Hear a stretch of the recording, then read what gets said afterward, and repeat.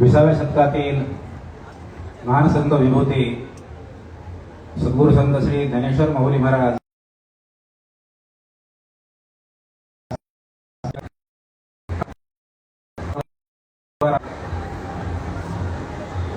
आपणा सर्वांना, महाराष्ट्राला नव्हे, देशाला नव्हे, जगाला, सर्वसामान्यांच्या प्रश्नासाठी वाचा फोडणारे सन्माननीय आदरणीय मनोज दादा सर्वांना माहीतच आहे।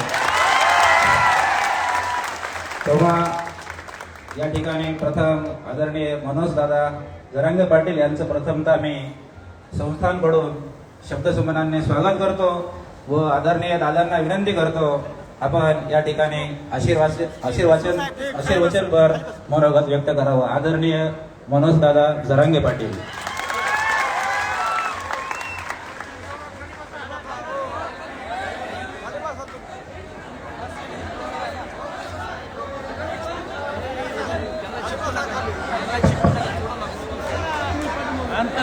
सगळ्यांना रामकृष्ण हरी।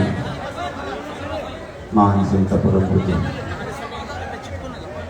माऊली दादा यांच्या चरणी नतमस्तक होतो आणि त्यांच्या पुण्यतिथीनिमित्त सर्व भक्तांना खूप खूप शुभेच्छा देतो।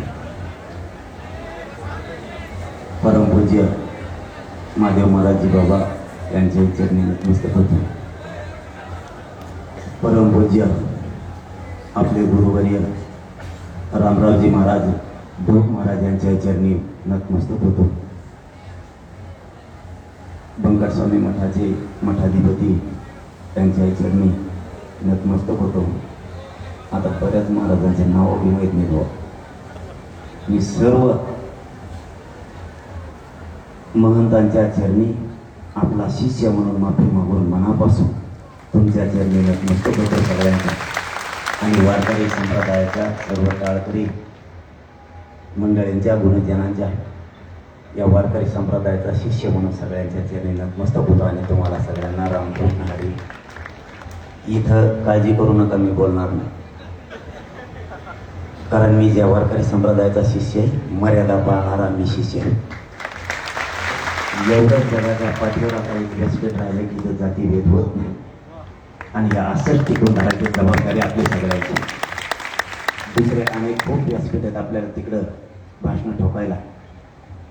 इथं मर्यादाचं उल्लंघन कोणीच करायचं नाही, मग मी असो नाही तर कोणी असो। इथं जर जातीचा विषय काढला त्याला डायरेक्ट व्यासपीठाच्या खाली उतरायचं, मग मी असलं तरी हरकत नाही। एवढंच एक व्यासपीठ राहिलंय मायबापा हो आता की तिथं सगळे जाती धर्माचे लोक गुन्ह्या गोविंदाने नांदतात। एवढंच एक व्यासपीठ आहे।